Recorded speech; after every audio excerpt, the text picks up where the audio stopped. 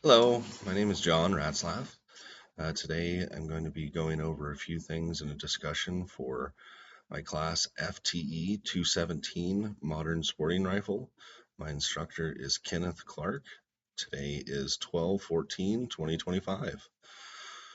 So, when you break the AR platform down, it's easy to see why small dimensional issues can turn into big reliability problems.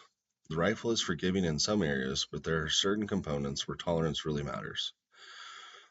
I'm focusing on the bolt, the gas key, and the buffer system because all three directly affect function, timing, and reliability. So number one, the bolt. So part of the bolt carrier group, the bolt is one of the most dimensionally critical parts in the AR platform. Key dimensions include the bolt face, lug length, and symmetry, cam pin, hold design, well, diameter itself, and the gas ring groove dimensions. The locking lugs must be in uniform so they engage the barrel extension evenly. In one lug, if one lug is slightly larger or shorter, um, that distribution becomes uneven during firing. If that bolt is damaged or improperly modified, several malfunctions could occur. Excessive wear on the locking lugs or an incorrect headspace bolt can cause failure to lock, failure to fire, or even dangerous overpressure conditions, which that would not be good. If that cam pinhole is like an egg shaped or oversized, the bolt may unlock too early, which can lead to extraction issues or torn case rims. Worn or improperly sized gas ring grooves can cause short stroking because that gas is escaping instead of actually driving that carrier rearward. So, common damage to the bolt includes cracked locking lugs and like worn gas ring lands. This damage usually comes from high round count or over gas systems or poor heat treatment, improper polishing, or like maybe just a bad gunsmith job itself. Modifications to those lugs can accelerate failure by removing that hardened surface. To avoid causing damage, a gunsmith needs a solid training in headspace measurement, material hardness, and a stress points within rotating bolt systems. Knowing how to properly inspect bolts with gauges, magnification is just as important as knowing how to assemble them. The bolt directly interacts with the barrel extension, cam pin, gas rings, and extractor assembly.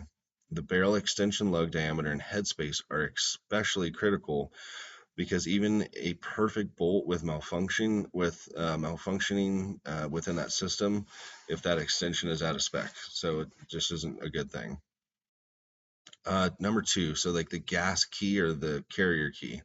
So that gas key doesn't get much attention, I don't think, until it really causes a problem. But it's absolutely critical to the AR system's gas. Important dimensions include the gas key bore diameter, alignment with the gas tube, and the mounting surface flatness where it mates the carrier. That screw must be torqued correctly and properly staked to prevent movement. If that gas key is loose, misaligned, or improperly staked, the rifle will suffer from short stroking, failure to eject, or failure to feed. Gas leakage at the key reduces the amount of energy available to cycle action.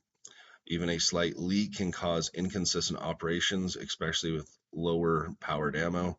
I specifically have ran into this problem with the AR platform in a 224 Valkyrie. Damage to that gas key usually shows up as worn sealing surfaces, eroded internal bores, or loose screws.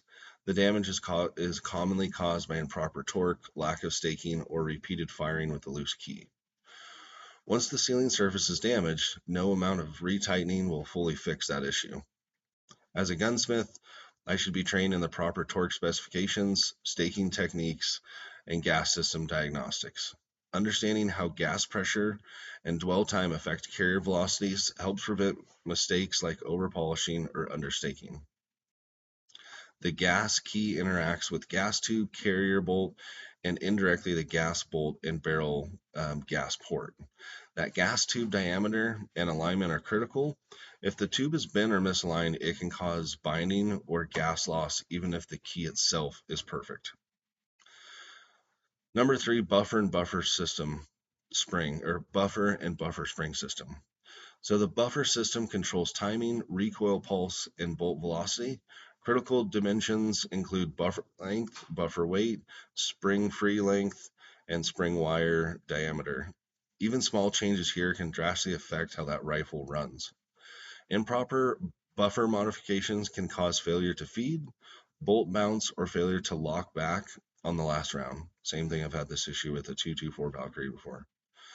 A buffer that's too light allows the bolt to cycle too fast, leading to extraction problems and increased wear. A buffer that's too heavy can cause short stroking, especially with weaker ammunition.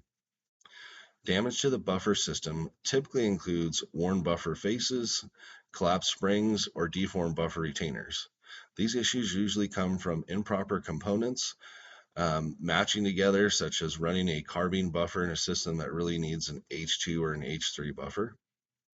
To avoid damage, a gunsmith, like myself in training, needs to understand that gas system tuning, that recoil dynamic, and that platform-specific buffer selection. This includes understanding how barrel length, gas port size, suppressor use can affect that buffer choice. That buffer system interacts with the bolt carrier, receiver extension, and buffer retainer. The internal depth of that receiver extension is critical. If out of spec, that carrier may travel too far forward, causing impact, damage, or feeding issues. And my closing thoughts with today is that AR platform works extremely well with parts that are left within proper specifications. Most problems I've seen were caused by bad design. They were caused by people changing things without understanding how those changes affected timing, pressure, and alignment. As a gunsmith, knowing why dimensions matters is what separates quality work from expensive mistakes. Thank you much. Have a good one. Bye.